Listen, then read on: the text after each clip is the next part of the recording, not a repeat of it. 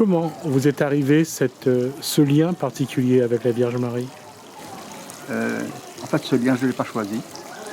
Voilà, tout simplement, je crois que le temps de Dieu n'est pas le nôtre et son appel non plus. Euh, je suis allé à Medjugorje suite à la maladie d'un de mes proches et je suis revenu avec un autre esprit, avec une autre façon. Je n'ai jamais vu quelque chose d'extraordinaire à la façon humaine, mais j'ai ressenti dans mon cœur une grande chose, une grande joie. Et lorsqu'on m'interroge et on me dit qu'est-ce que Dieu a apporté dans ta vie, et j'ai toujours cette même réponse, je dis Dieu a transformé mes jours ordinaires en jours extraordinaires. D'abord, Voilà. à Medjugorje, quand vous êtes arrivé, qu'est-ce qui a déclenché cette émotion extraordinaire? Medjugorje est une terre bénie. À Medjugorje, lorsqu'on y pose le pied, on se sent là, on se sent tout chose, on se sent déjà bien, on se sent comme si que, c'était notre maison. Et les choses s'installent dans notre cœur à notre insu. Il n'y a pas quelque chose d'extraordinaire. Et tous ceux qui ont fait l'expérience de Medjugorje sont d'accord avec moi, avec peut-être des mots différents. Mais ils sont d'accord avec moi pour dire qu'à Medjugorje, chacun vit des choses d'une façon extraordinaire. Et le Seigneur va toucher le cœur de quelqu'un là où c'est sensible, là où il est beaucoup plus réceptif. À partir du moment où vous avez été touché, vous avez ressenti, qu'est-ce qui s'est déclenché en vous? Quelles sont les émotions qui se sont inscrites en vous, que vous avez ressenties tout au long de votre séjour à Medjugorje?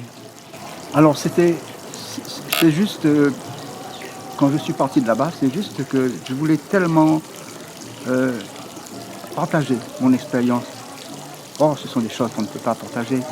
Une émotion, surtout lorsqu'elle est spirituelle, on ne peut pas le partager. Mais j'avais tellement envie que d'autres personnes voient ou vivent ce que j'ai vécu, que dès que je suis arrivé ici, je n'ai qu'un seul désir, c'est de rassembler des personnes, de leur dire, écoutez, venez voir par vous-même. Et j'ai ramené des personnes improbablement qui ne seraient jamais parties en pèlerinage.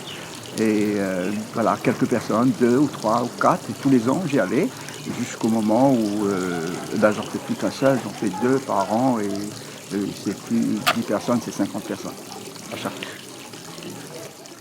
D'après ce que vous dites, aujourd'hui, il y a en vous un besoin qu'on ne peut pas décrire, indescriptible, indicible, de vous retrouver à Medjugorje régulièrement. Comment vous expliquez ça? Oui, régulièrement, parce que je crois que Dieu a inscrit dans notre cœur, dans mon cœur, à moi en tout cas, quelque chose, une sorte de... comment on pourrait appeler ça? C'est une sorte de nostalgie du lieu. Nostalgie est peut-être le mot, où on se sent bien et puis on est toujours... Alors moi, dans ma position d'accompagnateur, évidemment c'est différent parce que j'ai toute la logistique à mettre en place et le bien-être des autres à aussi accompagner, mais je pense que ça aussi c'est une mission que le Seigneur m'a donnée parce que par nature, je ne suis pas comme ça. Par nature, je ne suis pas du tout de nature à être en avant et voilà. On parle de Medjugorje, mais je crois qu'il faut aussi mettre un visage, un nom, la Vierge Marie. C'est elle ou c'est Jésus que vous avez rencontré à Medjugorje? En fait, les deux sont indissociables parce que Marie ne parle jamais en son propre nom. Elle parle au nom de son Fils. Voilà. Elle parle au nom de son Fils. Elle dit qu'il faut aller à Jésus. La Vierge Marie n'est rien sans Jésus. Voilà, il faut bien l'avoir compris. Et tous les messages de Marie à Medjugorje nous mènent à Jésus. Comment, aujourd'hui, Joseph Técher fait un petit peu cette mission de dire aux Réunionnais, qu'il rencontre, qu'il faut aller vers Jésus? Je pense qu'il ne faut pas le dire. Voilà. Dans mon préambule, tout à l'heure, j'ai dit que l'amour ne se dit pas, il se vit. Et donner envie à quelqu'un de pèleriner ou de faire dessus le chemin qu'on suit, et surtout un état d'être qui donne à l'autre envie de le faire ou pas envie de le dire, ça ne sert pas à grand chose parce que la parole n'est pas grand chose s'il n'y a pas derrière le moteur et tout ce qui remplit la parole. La puissance de l'émotion, de l'amour, de la tendresse, etc. La puissance de l'amour, de l'émotion, de la tendresse, Ouais. c'est ce qu'a apporté Monseigneur Aubry en étant aujourd'hui lors de cet échange ici à la Bretagne avec vous. C'est sûr. La présence de Monseigneur a été improbable parce que je ne connaissais pas Monseigneur, parce que les raisons pour lesquelles il a dû venir ne me semblaient pas impérieuses, voilà, tout simplement. Et il est venu, et ça a été une grande bénédiction pour nous, parce qu'il nous a montré une facette de Monseigneur que nous ne connaissions pas. Nous, on connaît Monseigneur, le pasteur des chrétiens, dans sa fonction d'église, mais on ne connaît pas le Monseigneur dans sa fonction d'être ce poète qui vit très intensément sa poésie et voilà, il est passionné de poésie, Monseigneur. Et je pense que c'est un peu pour ça qu'il est venu chez nous cet après-midi. La présence de Monseigneur Aubry chez vous, la construction d'un mausolée en quelques mois dans votre cour, qu'est-ce que Joseph Técher essaye d'inscrire dans sa vie, dans sa cour, dans sa maison, dans son cœur? Qu'est-ce qu'il essaye de dire à lui-même et aux autres?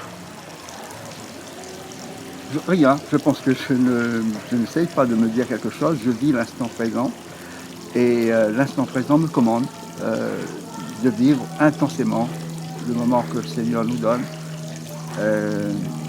Par exemple, là, situation sanitaire que nous vivons, je le vis très mal parce que je le vis très mal tout simplement parce que j'ai l'impression qu'on nous vole quelque chose et qu'on nous vole notre présent, notre moment. Et c'est douloureux parce que je n'envisage pas de vivre sans relation, sans pouvoir aimer et montrer aux autres qu'on les aime, sans pouvoir partager. Voilà, tout simplement, c'est pas vivre. C'est pas vivre, ça. Qu'est-ce que Joseph Técher a encore à accomplir sur cette terre avant de rejoindre Dieu? Il ne m'appartient pas de le définir. Il ne m'appartient pas à moi de répondre à ce que j'aurai à faire. Je ferai tout ce que j'aurai à faire si Dieu me donne encore la possibilité de faire des choses. Voilà, j'ai 81 ans et je peux encore faire pas mal de choses. Mais il aurait pu s'agir que je ne puisse pas le faire, que je sois malade ou que je n'ai pas la force, la capacité de le faire. Voilà, il ne m'appartient pas, et ça n'a jamais été par mérite, il ne m'appartient pas de définir ce que je ferai demain. Je ferai demain ce que Dieu me permettra de faire, et selon sa volonté. C'est ma dernière question, Joseph Técher. Quel serait votre message à vos frères de la Réunion, à vos sœurs de la Réunion? L'amour. S'aimer, tout simplement. Mais s'aimer vraiment. Pas se le dire, mais le vivre dans les yeux, dans les gestes, dans la rencontre et dans le respect de l'autre.